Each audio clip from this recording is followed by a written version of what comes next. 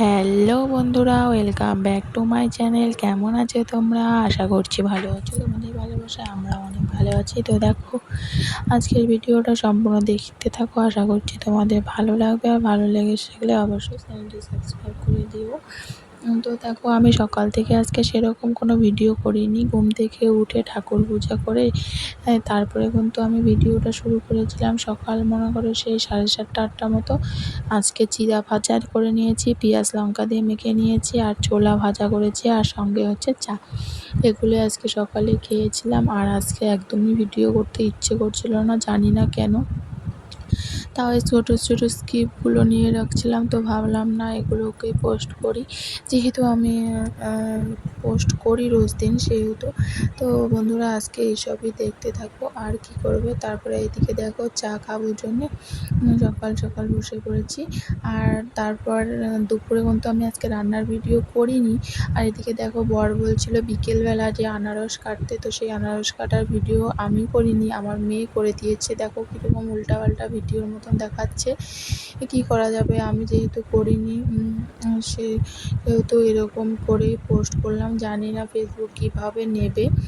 তো আমি আনারসটা কেটে নিয়ে তারপরে কিন্তু ওর বাবাকে খেতে দিয়ে দিয়েছিলাম, আর আমিও একটু খেয়ে নিলাম। আনারসটা কিন্তু খুবই মিষ্টি ছিল, আর এখনকার দিনে আনারস খাওয়া খুবই ভালো। তো আমাদের প্রায় বেশিরভাগই আনারস নিয়ে আসে বাজার থেকে, তো কিন্তু আনারসটা আমাদের ভালোই খাওয়া হয়। এই ভিডিওটা দেখো একটু ভালো করে দিয়েছে, তাই না? তো এদিকে আমি আনারসটা ভালোভাবে কেটে টেটে নিয়ে নিলাম। আর হচ্ছে আনারস ভালো করে না কাটলে না কেমন যেন লাগে, তাই না? একটু ঝাঁঝ ঝাঁঝ ভাব মতো লাগে। তারপরে এদিকে আনারস খেয়ে দিয়ে তারপরে কিন্তু জামা কাপড়গুলো শুকিয়ে গিয়েছিলো, সেগুলিকে উঠিয়ে নিলাম। আর জামা কাপড়গুলো সকালেই কেচে দিয়েছি, যেহেতু প্রচণ্ড রোদের তাপ, সেহেতু সবগুলো জামা কাপড়ই কিন্তু ভালোভাবে শুকিয়ে গেছে। তো জামা কাপড়গুলো ভালোভাবে তুলে নিয়ে তারপরে কিন্তু জামা কাপড়গুলোকে ঘরে রেখে আমি ঘরটাকে ঝাড় দিয়ে নেব সুন্দর করে।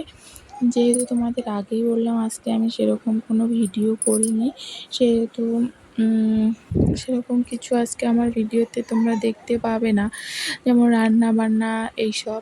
রান্না কিন্তু আজকে আমি করেছিলাম, কিন্তু ভিডিও করা হয়নি। একদম ভালোই লাগছিল না আজকে ভিডিও করতে। তো সেই জন্য দেখো ভিডিও কিন্তু আমার সেরকমভাবে করা হয়নি। আর এদিকে আমার জামা কাপড়গুলো উঠানো কমপ্লিট হয়ে গেল। তো তারপর দেখো, আমি এদিকে কিন্তু ঘর ঝাড়ু দিয়ে নিচ্ছিলাম, আর ঝাড়ুটা আনতে ওইদিকে গেলাম, তার জন্য ভিডিওটা অনেকটাই এদিকে আছে। তারপরে এদিকে ঝাড়ুটা নিয়ে এসে ঘরটাকে ভালোভাবে ঝাড়ু দিয়ে নিয়ে তারপরে কিন্তু বারান্দাটাকেও ঝাড়ু দিয়ে নিচ্ছিলাম।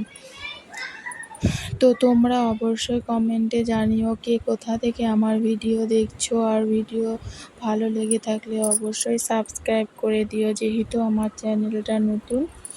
তো আমি কিন্তু ওর বাবার সঙ্গে কথা বলছিলাম। ওর বাবা কিন্তু সোফাতে শুয়েছিল।